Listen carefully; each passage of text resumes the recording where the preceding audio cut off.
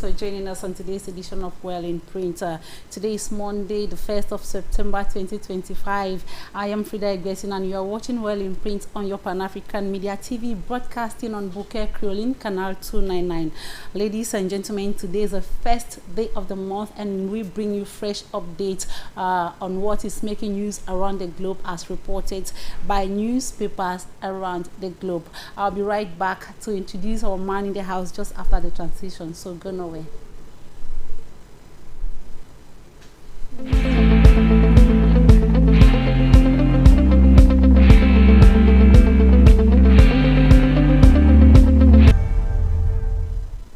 Welcome back, beautiful viewers. If you are just tuning in, you are live on Pan-African Media TV and the program on air is Well in Print with me, your lady Frida EGBESON. Like I was saying, that today is Monday, the 1st of September 2025, and it is the first day of a new month. We are bringing you fresh updates on what is making news around the globe, and of course, we are bringing you fresh vibes from all parts of the world. I will not be alone in the house on today's edition. I will be joined on set by Mr. Tantoh, who is a Cameroonian businessman and of course a peace-loving Cameroonian who is also a media personality. But before I come to introduce our guests, ladies and gentlemen, up next is our weekly press review, taking us this morning, starting with the United States of America, with the Nation and World Extract newspaper this morning, carrying as caption, Nation and World newspaper this morning is carrying as caption, Trump's fringe test limit his power. While Los Angeles Times carries a rebound in aerospace sector propels the region's economy. From there, we'll move to New York Times. New York Times is carrying as headline, the striking split between Trump and Modi. Away from the US, we move over to the United Kingdom with the Yorkshire Post this morning captioning, tweet following airport plans closely. Council chiefs search for airport operators ahead of final decision on reopening malls right side. Davies Telegraph carries this morning, doctor suspended for 6th time after failing to grasp English. From one country to another, ladies and gentlemen, we move over to Israel with Jerusalem Post this morning carrying as major headline, IDF carries out strikes against top Hamas officials in Gaza City. Reservists killed, making 900th fallen soldier since beginning of war.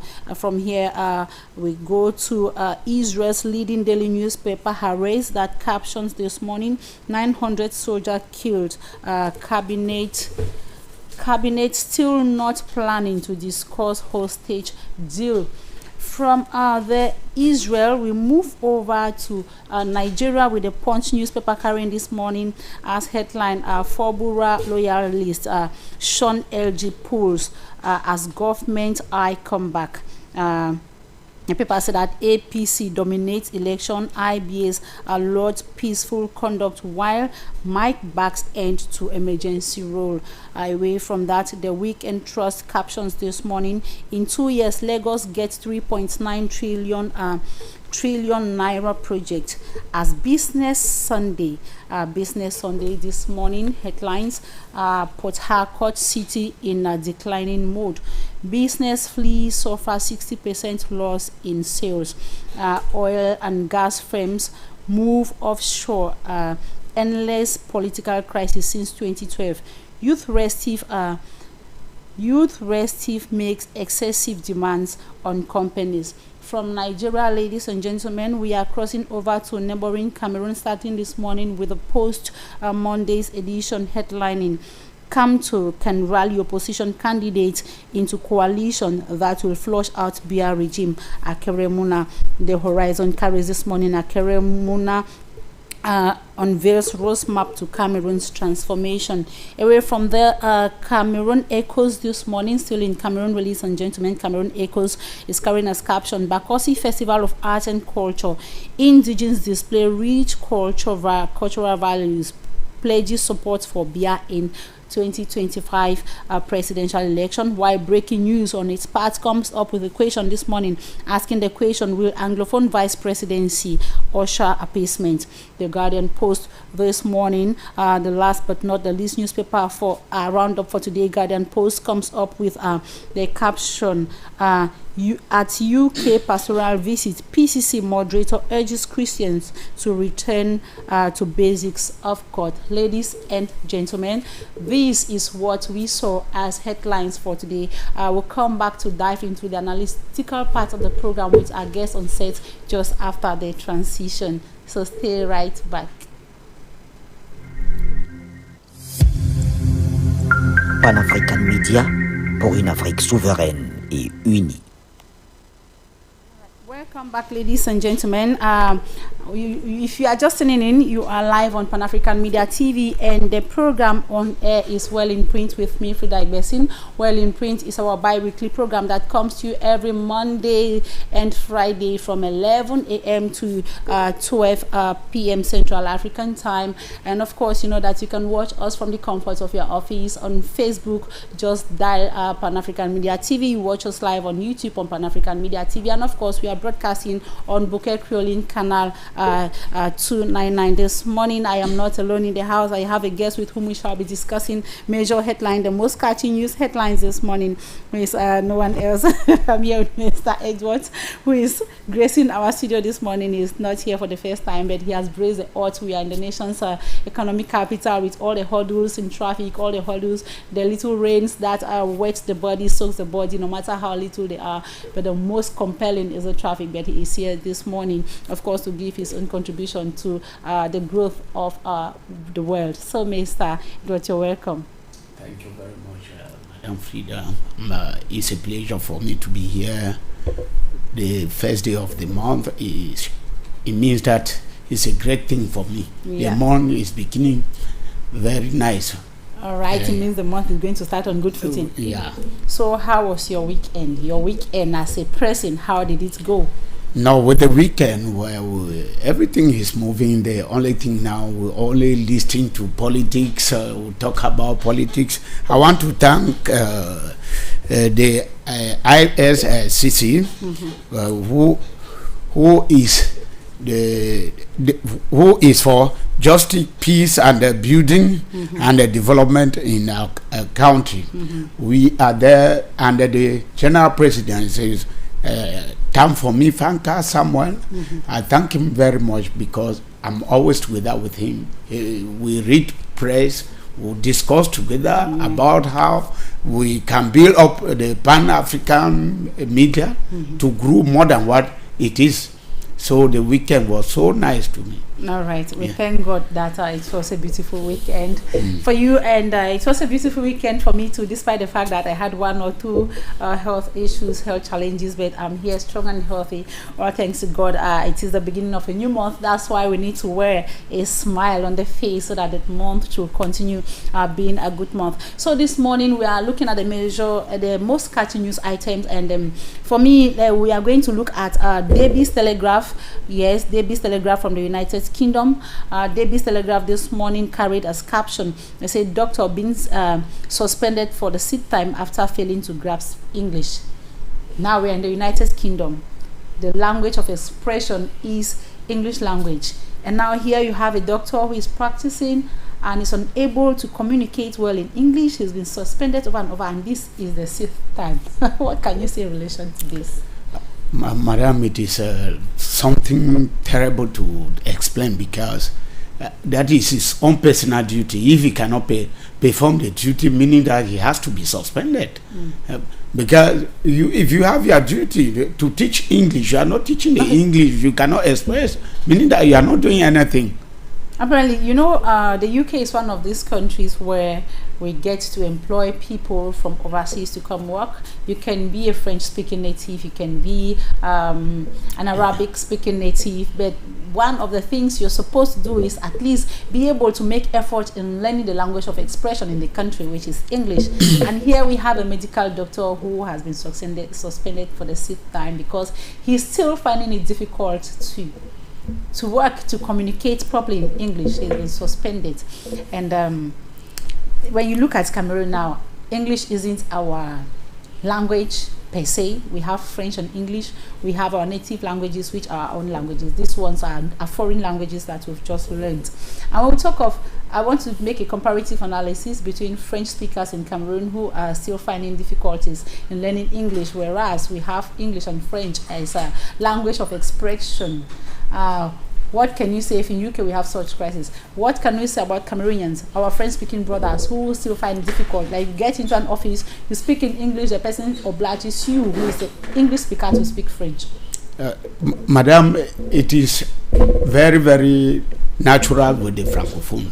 But with an Anglophone, he will force, even he is not speaking the really French, he will try. But now most of them are recalling that English is the best language. I have so many friends that has gone to Europe. They find it difficult to integrate. Yes, to live there, because they thought French was the only language they can learn. But it's very, very difficult for them to live in English room, like American, Britain, Italy. When they go to Germany, they find it difficult. Very, very difficult to live because they cannot speak in English. Most of them, when they are going there, they have to go back to school to learn English. So the doctor, the issue he asked, he's supposed to learn one or two of the language where he has to manage his job with. His effort in learning how to speak English, because if not, he cannot cope. He cannot because he won't be able. You have to diagnose, you have to write in English, and then you cannot. And talking about Cameroon with the French and English, I want to believe that what obtains, as if you go to an office, you speak English, je ne comprends pas votre anglais là, they oblige you to speak French. Anglophones make effort to speak approximate French, which Francophones will understand, but they don't. I want to believe that that's also portraying another aspect of French domination over the English speakers in Cameroon. What do you think? Madam Frida, not to talk much, here in Cameroon, when you go to an office, this is a pen you are looking for. When you speak in English, they will never tell you, they will say the pen is not available. Vous les anglophones, pardon, votre anglais là. It is not normal. We are bilingual. We're supposed to force both French and English. To make efforts. To make effort. The good thing is now I think they are beginning to reason it out that English is a language that sells. English is a language of the world that takes you to anywhere you go. You easily integrate yourself without any problem. Reason why most of the French speakers are sending their children to go and do the English subsystem of education, which is something very good. Talking now, I want us to go to Israel. We are going to Israel this morning with Jerusalem's Post. Jerusalem Post is carrying as major headline this morning about a strike on top Hamas. The same, yes, IDF carries out attacks on top Hamas officials. Like, the war between Israel and Hamas is still going on, and now they say a reservist has been killed who happens to be the 900th fallen soldier in this war between Israel and Hamas or Gaza. What do you think in a situation where, because another people still in Israel still talk about this, while officials are not ready to come on the dialogue table, because when they're talking about releasing hostages, Israel is insisting that they should release hostages, while when the Hamas sector don't want to talk about it, and that's why the killings are going on.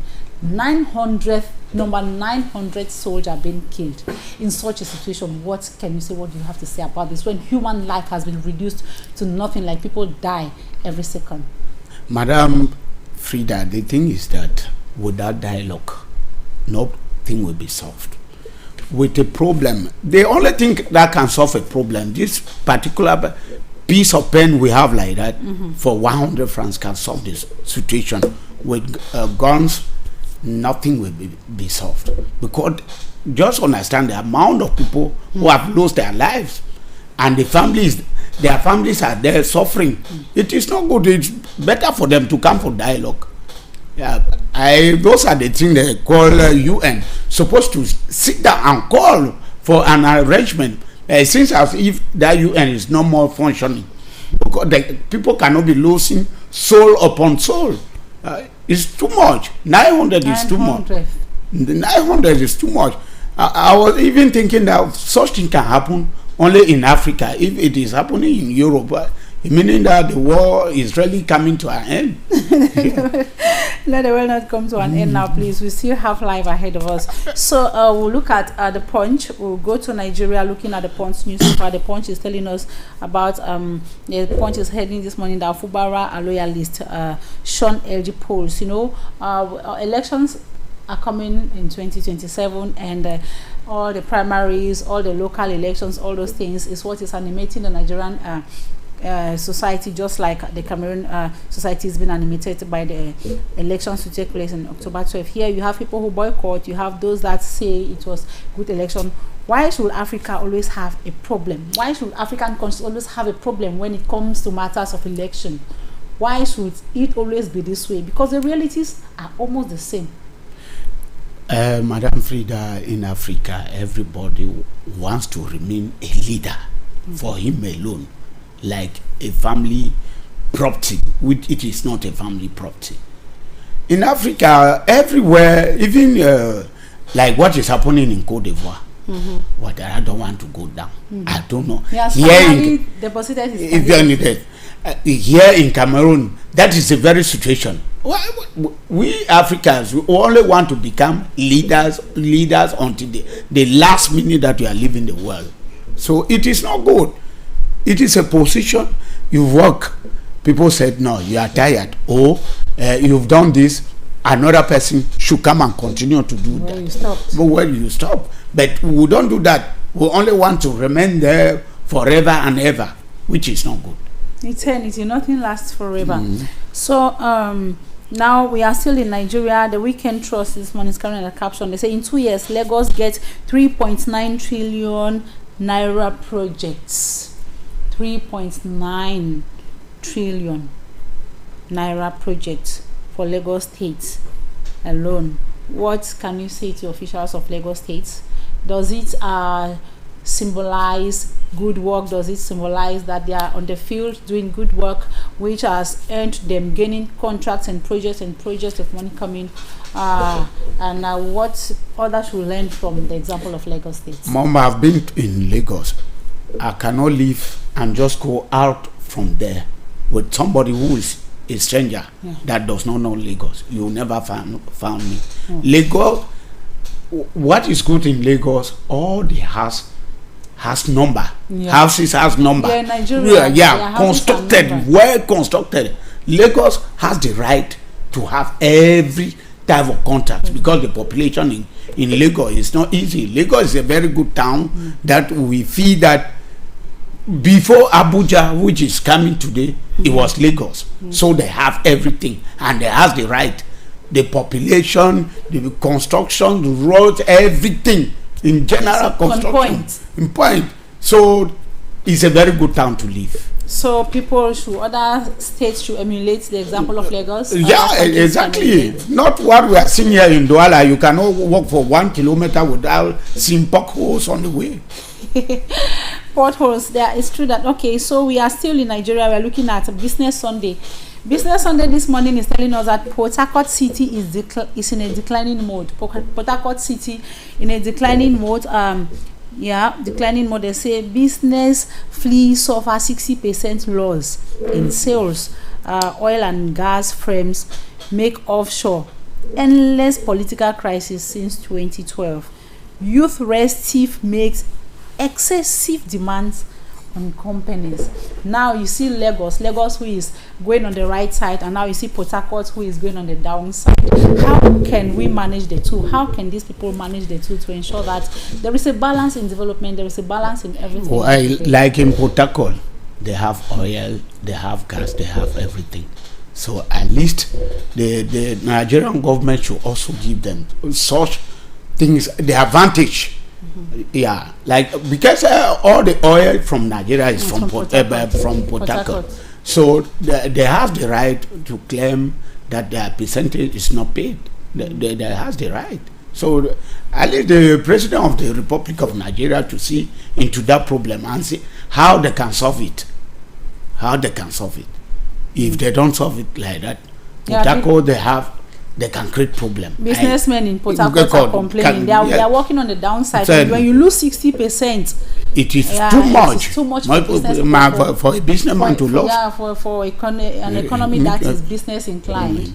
You lose 60%, it means they are really on the downtrend. Yeah. And economic operator, when he goes down to up to that percentage, meaning that he's finished. Yeah, it means that things are really not going. And that things are not really moving there. So authorities should sit up and see how they can dialogue it. Yeah, not to start that brutality. Brutality does not solve problem. Does not solve. They say two wrongs cannot make it right. So from Nigeria, we are jumping over to neighboring Cameroon this morning. Our first newspaper in Cameroon is the Post Monday's edition. The Post is saying, bringing us an interview with Barrister Keremuna, who is a presidential aspiring candidate, who says Tantoh can rally opposition candidates into coalition that will flush out Biya regime. That's Barrister Keremuna, a presidential candidate, talking to the Post newspaper about the possibility of the disqualified aspirant, Professor Maurice Tantoh, that he can unite the opposition candidates to form a coalition. Now my question comes, you're a Cameroonian, you are watching the scene, how things have been unfolding, how the round up towards October 12 is getting heated as the day goes by. Do you think for the Cameroonian opposition to form a coalition at all costs is Professor Maurice Tantoh that can unite them? So can't they themselves sit to see that a coalition is of utmost importance for them to succeed? That's if at all they succeed. Madam, I just want to tell you very briefly that if Tantoh was not a candidate, so they cannot make a coalition to discuss about it. I mean, they are selling after the market. I've already seen it that they are selling after the market. They are not ready to help the Cameroonians. They are there to create more problems to Cameroonians because it is something that they're supposed to do since in August as the list came out. They were supposed to do it. They are waiting for what? So they are putting us to problem. Let us give chance to rent so that we should have peace, because all what they are doing is just frustration. The coalition is wasting time for what? They are killing themselves time for nothing. The Cameroonian opposition is not united. They are not united because everybody wants to be a leader. That is what we are seeing, that we will never succeed in this country. I was thinking that maybe they said Bello Buba or Akeremona, you will be the president. This one will be the vice president. You will be the president of the assembly. The one be the president of the Senate. The president of the minister of finance. This nothing. They have not done that. Meaning that they are wasting themselves time, and they are causing more problem to Cameroonians for us to suffer. Now you cannot go out as from 8. You will be arrested. Well, the town is full of anti-guns. We are not free, so they should just give chance to rent to fall so that we stay in peace, than to be doing that. This one want to be this. There's nothing. Tantoh is no longer in the race. They are counting on Tantoh to unite the opposition. What does it come that Tantoh is not running the race, or just because they saw Tantoh that he has a population? Are you sure the population all had voters' cards? Most of those Okada guys, they are just making noise. They don't even have voter cards. Having a mammoth crowd is one thing, and having people who have registered and are ready to vote. Electoral voters card is another thing. There are two different things. That population making noise, though Okada guys, they don't have vote. Even the ID card in the first place, they don't even have. So that's what I told you here last time. If they said people should vote massively, ID card should be free in this country. People will vote. Or else you decide. Like I told you last time, 2018, the mayor in my village paid for everybody to have an ID card. Yeah, that's the only thing. Like the city mayor here in Douala, all of them, the mayor, they should organize for that. If not so, I don't feel that it is easy. ID card was 10,000, was so difficult for people, but now it's going to almost 20,000 15 to 20,000. Will it be possible? It's impossible. So let's look at Cameroon Echoes. Cameroon Echoes is talking this morning about Bakosi Festival of Art and Culture. Cameroon Echoes is talking about Bakosi Festival of Art and Culture that just took place, and the indigenes, they say art and culture, indigenes display rich cultural values. Then while in this festival, they say the Bakosi indigenes have pledged to support, they have pledged their support for Biya in 2025 presidential elections. Now let's look at the Bakosi people a bit. The other day I was watching on another sister TV showing roads in the Bakosi area. The roads, they are nothing to write home about, because we cannot refuse that. We also have officials from that end, but the roads are really a handful, headache and toothache for the people from that area. Now these are them celebrating their cultural values and pledging support for President Paul Biya come October 12th. How can we reconcile the two? What is on the ground and their thoughts?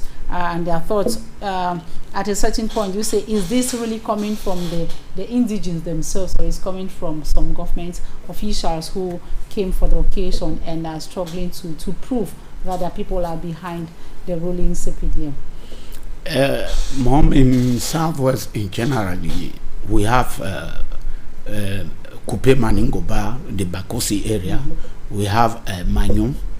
Those are the two divisions in Southwest that they have good elites who are working in the government. Like in Kupe Maningoba, my cousin is a delegate of Minipat, Land and Rural Development. They have the right. They have all the project, even the road. It's only the contractors. When they give the contractors the job, they will not go and do. If not to tell you lies, Kupe Maningoba have a lot of contracts to arrange the road, to construction, even to tie the road going to their place. So, well, if they are supporting, they know the advantage what they are doing like that. If you want something from your father, you know how to go about. Oh yeah, you know how to carry. Yeah, exactly. That's so, influence peddling. If they don't beat. When like schools are going back now like that, you want some enough money. If passing you everywhere, you will just be running so that you have it down. That is the thing. The Bakosi people, who cannot blame them. They are fighting for their own self. Because I saw the list. Yeah, they have a lot of contracts. Well, although I know that with our language after the election, all those contracts can disappear and appear.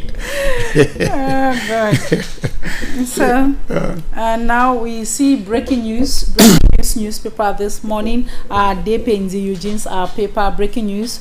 Is asking a question this morning on its headline. Will Anglophone vice presidency usher appeasement? Now, when we talk of Anglophone vice presidency, we are looking about the possibility of having the president of the republic an English, a French-speaking, and we have a post of a vice president. Maybe that's a post that they envisage creating, being an Anglophone president. They're asking if he's going to usher appeasement. Do you think if this happens, we are going to have some peace in Cameroon?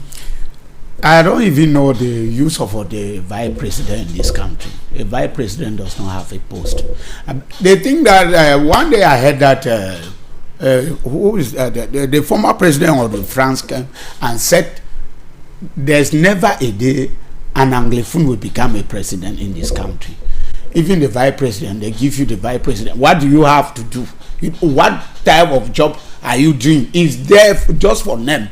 You have the president of the republic, the president of the senate and national assembly, the vice president. What role has he been doing? He has no job. So we, the Anglophone, we should just forget that we don't have a position in this country. That is what I know.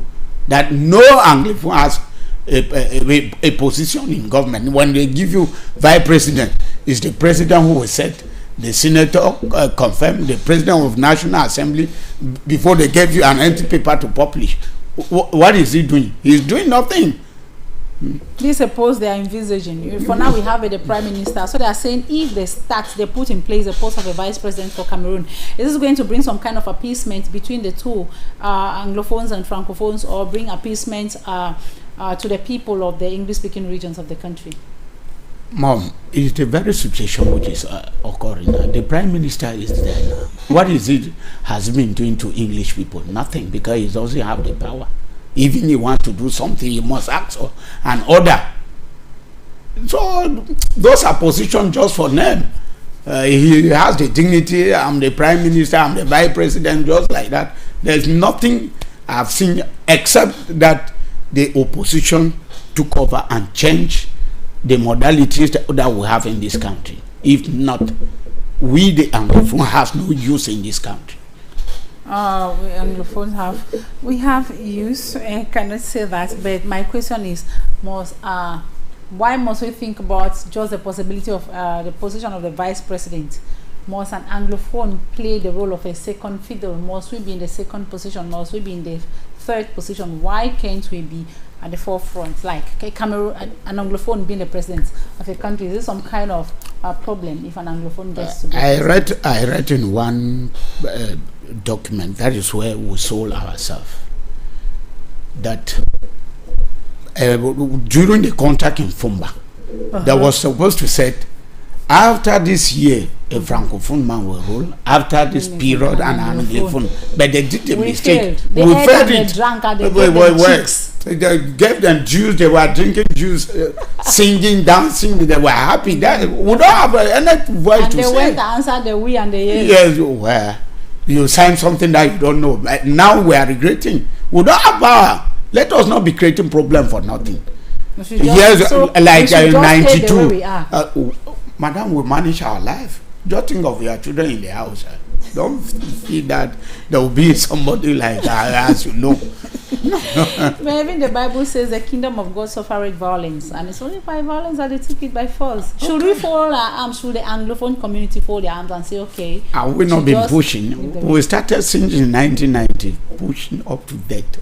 Nothing. So should it stay that way? We should calm down ourselves and think of what we can do that can help us more better. What I am thinking, if the government of this country, the bench of this country is good, they should give us the federation. We the Anglophone know how we can manage to solve our problem. That is the best thing we are thinking. Are you a Christian? I'm a Christian. All right. So we are looking now at the Guardian Post newspaper, the Guardian Post on this edition. The Guardian Post is a daily. They produce from Monday to Sunday. On this edition, they are saying on pastoral visit to the UK, PCC moderator urges Christians to return to basics of God. Now, I don't want us to look at just PCC. I want us to look about Christianity as a whole. Do you think when you look at the society in which we live, Christians have deviated a lot from the basics of God? So many of us have deviated because of so many churches. Those fake churches. If I have one church in my beside me, I cannot sleep. They are crying throughout the whole night. I don't know why all those things, those fake churches. When the Minister of Administration said he was going to close them down, I was very, very happy, because he has turned too much of prostitution outside, just religious prostitution. Religious prostitution. If you have 100,000, you just start a church. When you have your money, you abandon it and you just go wherever. Those churches like that, they have to think about it here in Cameroon. Think about it, maybe I don't think we should be putting stumbling blocks on the way of those that want to serve the Lord. And Madam, some of us now like that, I cannot go to church because what I'm seeing in the church is a different thing. In those days, my father's brother was a reverend pastor. He was really preaching the gospel, and you see how God is coming to help you. But the pastor is there talking. He would say, "You come and work in my house. You can't give me food. You can't do this." So you see all those things now like that is not good. But you're not going to church for somebody. You're not going to church. I always pray. I know that the living God, I was created by God, not but the pastor who would tell me go and do this. No, those are fake guys. They are fake. You look at those young guys that they are pastor. Man, how do you feel that they will persevere? They go through the training. They go through the seminary. They do theology. I read last 2 weeks ago in Bamenda, a reverend father pregnanted somebody's wife. I'm telling you, but at the cathedral in Bamenda. So you see all those things. Now to be a pastor, you need to have some age and have some perseverance. A reverend father is a human being. It is them who propose that they are not going out. It's true that they have taken an oath of chastity and celibacy, but they are still humans. You know, no human is perfect. We can fall. We fall 100 times and we get up 100 times. I know now, madam. The reverend father is just a human being. What was a man's wife doing with the reverend father? No, we cannot go. Maybe the woman pushed the reverend father to the wall. Well, it is normal. He's going to say that the soul is weak. Yeah, the soul is willing, but the body is weak. As humans. So we are still talking church on this is the moderator of the Presbyterian Church calling Christians back to return to basics on God. Now I want us to look at the place of church, the place of religion, the place of religion in our society. Does religion has a place in our society? Can it help people to be able to build a society that will be conducive, that will be morally upright? Madam, it is very, very possible. Religion is the best thing. If we form religion, even now, if you have a problem, if like how this strike is happening like that, yes, you run and go to church. Nobody except somebody who has never been to church will follow you there for problem. In church there's no problem.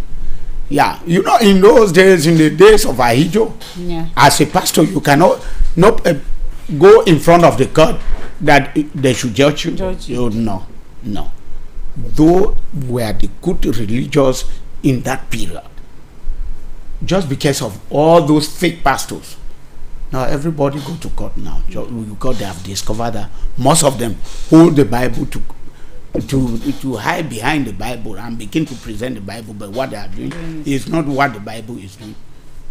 So you think if people were morally upright, if our officials, those that are ruling, our leaders, were this morally upright or God-fearing, let me put it God-fearing, it's going to curb some of the vices we have in the society, corruption, stealing, bribery, meritocracy will exist. Do you think if our society was a society that's oriented towards people respecting norms, Christian norms, obligatorily, even if you're a Muslim, you know, it's just the name that changes. Islam, we have Muhammad, we have Jesus. So they are the same. If people were to respect this, we think the society will be upright, will have a limit to the level of theft that will exist in the society. Exactly. It will step. You know, in those days, you see our parents were God-fearing people. Because if your pen fell on the way, a big system will be showing to people that for you to identify. To identify this, that this pen does not belong to me. But now, with all those fake life we are living, they will take it from your hand. You say, this is my pen. So somebody will tell you it does not belong to you. So if there was a way for us to modify, a way to come to a religious process, no, it will be very good. There were no problem. All those steps, killing all over, it was not. Today we are suffering because everybody is doing his own. And when you see what, like for example, what some of the pastors are doing, how do you feel you will be discouraged. You will not fit to accompany them, because when we go to church, if it is what only this song that they are singing there pleases you a lot, calms you down, make you to think very wise. But today, no, the pastor is just singing, is pointing somebody, a daughter or somebody's wife, that you go to my house and I clean my floor. So you see all those things. So I want to talk of, we live in a society where children in school, we are starting school. September is here.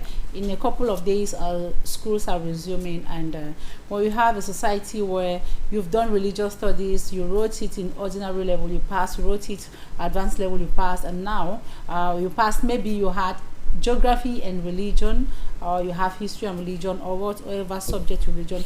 They say pass in 2 subjects. Now, if it goes to maybe going into professional concours, competitive examinations, they start telling you 2 papers without religion. Don't you think that is discouraging enough, because we are struggling to mold people who know nothing about God-fearing issues? In secondary school, we have a moral instruction period, which was almost 45 minutes or 1 hour. It was very good.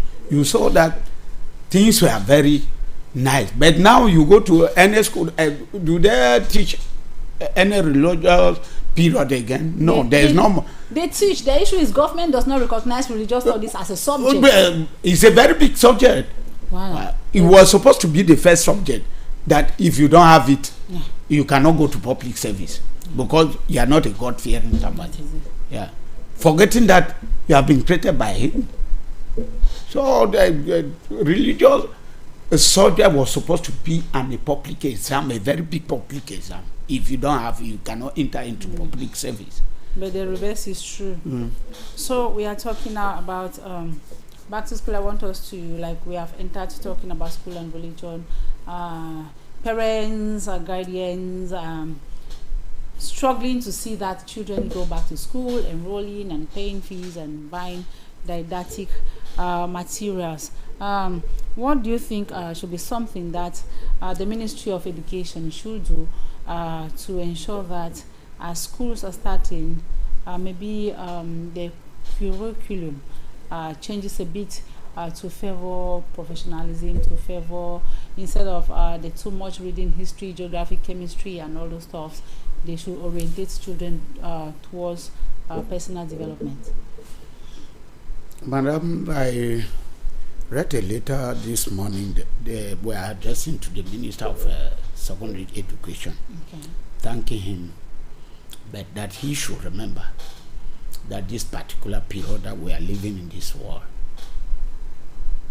give what belongs to Caesar to Caesar, which means I told you a certain story here last time, that we have teachers, because he knows he's not coming from Libya Island, he will never go there. He stayed quiet, that the computer is there working.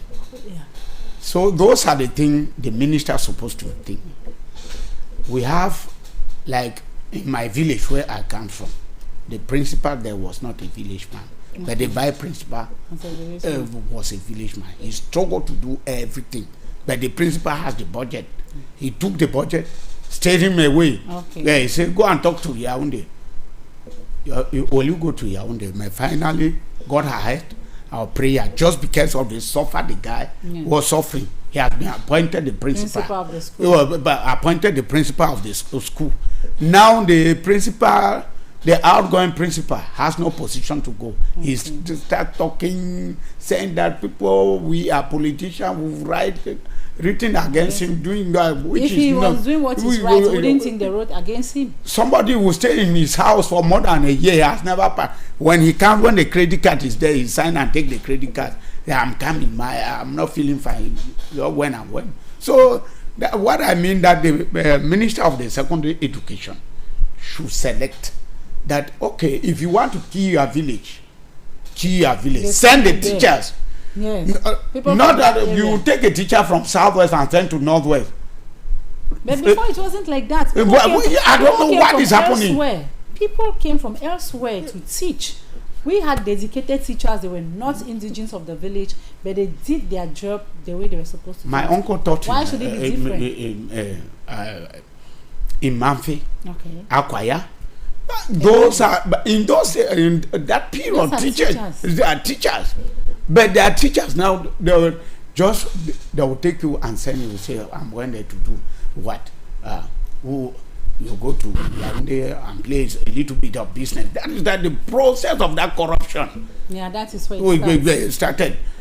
They should feel the ministers should talk to the teachers that if I'm sending you here, I heard that they will go and look for PT, a PTA teacher, and be paying them 20 to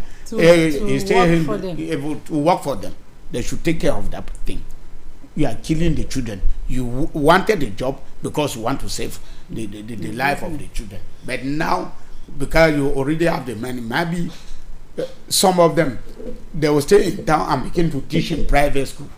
So they should have double salary, which is not good. You are killing your people. So if our guys from our place can do that, they'll send you cannot even do that because you think that people know you. People know you. This is my house. Eyes. Their eyes will be looking at you. Oh, the minister should think about that, and he should see the situation of the parent, because most of the parent, all the fingers are not equal. Not at all. They are not equal. They should think about the parent. First time there were scholarship. I don't even know other things still existing. Scholarship. Because when I was going to school, it was the mayor who was giving the scholarship. They do. They still I don't even know other those things are existing. So now, we've just left 3 months of holidays where students are going back to school, and you will see some ladies who come back from holidays, pregnant school children. What do you think about this issue that pregnant children are allowed to go to school, and when it is time to deliver, they take leave, they deliver, then they come back to school? What do you think about it? How serious does it make education? It does not make no sense. That is totally nonsense. Because if you are pregnant, you've already choose that you want to marry or you want to stay here, to have a baby. Go and begin to make your baby. When you are pregnant, they bring you back to school. Tomorrow another one will say, when she did it, what happened? So the minister should also take care of those things. If you are pregnant, you should be dismissed. Okay. Yeah. Because I say before, when I was a student, when we were going to school, the pregnant students were dismissed. They would dismiss you. Dismissed, but that also pushed so many to commit abortion. Some died in the course. But I want to believe that in life there should be a priority. A student should know what is priority for them. You should know that you've been sent to school to study. There are things you shouldn't do when it is not yet time to do them. Yeah, that is because okay. A teacher will teach and you take leave. A student gets pregnant and she takes leave. She goes, puts to bed, and comes back. No, what example are they giving to others? That is a very bad example, because I think like that, most of the other girls will copy from that issue. If she did it, what happened to her? I will do it. Yeah, because it's official that they should not dismiss a pregnant girl, because they should not dismiss because you are pregnant. So you go to school until, even if it means you are putting you have the strength, you can deliver tomorrow, you go to school today with your stomach long in front. I don't think, in as much as I do not encourage abortion, because they say when you dismiss some, they go and commit abortion, or others that get pregnant. When the parent knows that you are already pregnant and you have been dismissed because of that issue, why should you cause an abortion again? The only thing is for you to deliver. When you go back, you make up your mind to go back to school. You make up your mind and go back to school. Either you can write a letter of apology to apologize to the principal that this will not repeat itself.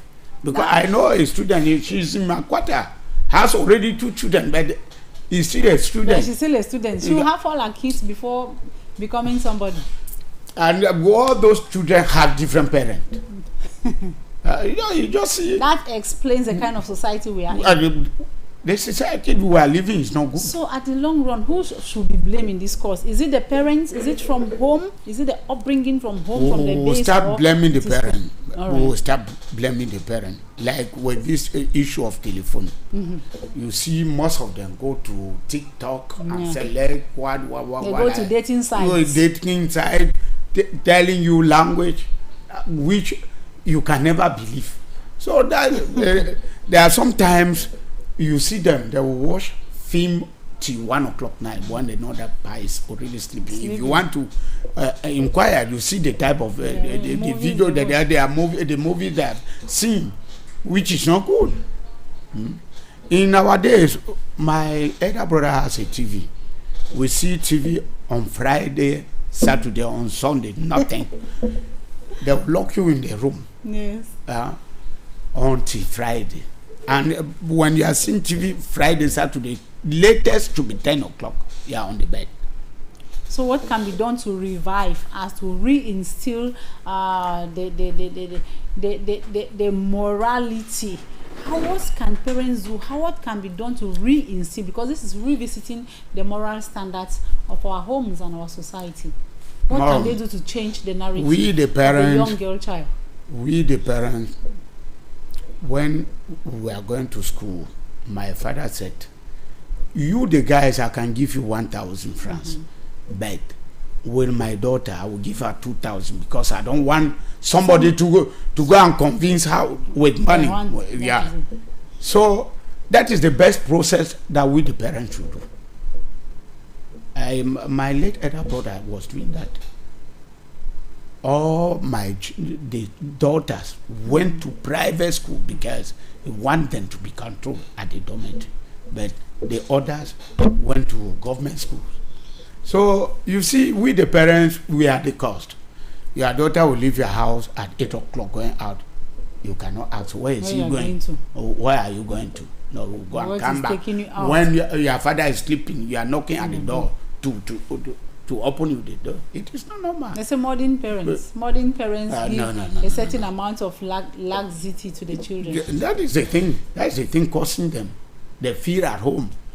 Feel that I'm with my parents. I feel free as I like. So they can do anything that they like. Which is not good. Which is not good. So schools are starting. Okay, we still have 9 more minutes to go. So aside that, do you think, we are still talking school, if a girl is impregnated by a boy, if they were to dismiss, should they dismiss just the girl and leave the boy to go to school? Now, madam, when I was in secondary school, it happens. They would dismiss both of you. Yeah. You people should go and marry. They will not dismiss the girl or neither the boy alone. They will dismiss both of them. So it is the process. Now we are just crying that the minister should see about this process and follow it up. She's the one that said they should not dismiss. Maybe she should rethink. Yeah, she should rethink about that process. Because it's giving young girls madness. They have gone crazy about the issue of getting pregnant. Pregnancy has become style. It is like style in school, in the school milieu now. Yeah. You see, and these are the very children that will stand and insult there. Maybe they know this teacher does not have a child here, it's a female teacher, and they insult you. They come and show you how fertile they can be. You are not fertile. It just goes a long way to add to the level of disrespect we get from children of today, because a very big respect, a very big disrespect, madam. Very big disrespect, because they feel already that she's mature. What the teacher is doing, he can do it more better than her. Yeah, that is it. They all feel like that. A very big disrespect. So we are just crying that we, the parents, should take care of our children, because when you come to your house, you don't see your daughter. Ask your wife, where is my daughter? Oh, is it the mother who has sent her? Oh, she has gone to know where she is. So when you come, you sit, you feel free, you go to your room and sleep because you have taken your expo or wine somewhere. No. Tomorrow we see her coming with a pregnancy. What will you say again? So do you think the presence of mobile telephones, the fact that we've given these children a lot of access to the internet and mobile telephones, is of more harm than good to children? It is more than harm than good. It is very, very harmful to children. Very, very harmful. Because you see them, they will not go because they say they are doing study online, but they will not go for that process. They are looking for movies of love. Research, they don't do research. They research other things. Yeah. Like last time, a neighbor was talking with a daughter. The daughter was seeing those movies. He never knew that he fell asleep. The father came and picked the phone. And so what the daughter has written inside, read that man said, I'm spending my money for nothing. The better you just go back to the village. Go and get married. He has guys all over. We are just suffering. This thing, telephone, even stealing. You see that now stealing is even too much. Yes. Just because of this thing. Yeah. The other day somebody sent me a message, human like that. They're giving want something. I laughed at myself. I said 450,000. I'm not work for. I want it. I should tap. I said no. So those are the thing of this Android generation. And we cannot do without them.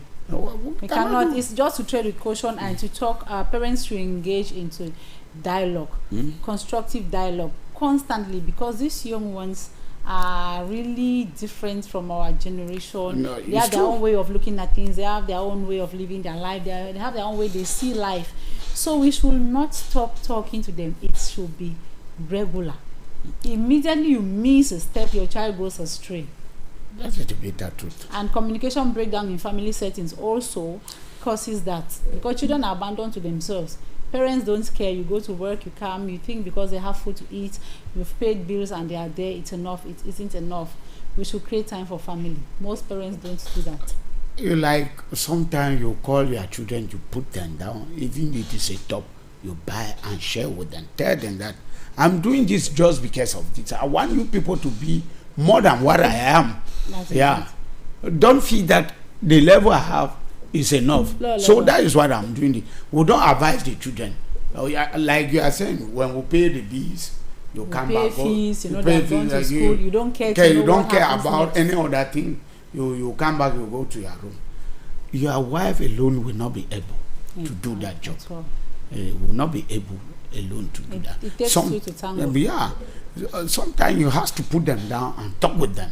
Tell them, what is your problem? It's important, and because we've created a stiff environment, there are parents also whose children cannot approach. Even if they have a problem, they cannot open up to discuss with their parents. I believe that relationship between father and children or mother and children should be convivial. Should be a relationship that the child should feel free. Make the child feel free to be able to disclose whatsoever thing they are going through. But when you come, you just go to your room. You get up in the morning, you go to work, you come back and sleep. No, even the children, they are not even enjoying. They are loose like cats or rats in the house without a cat. Yeah, they are not enjoying the father's home. So,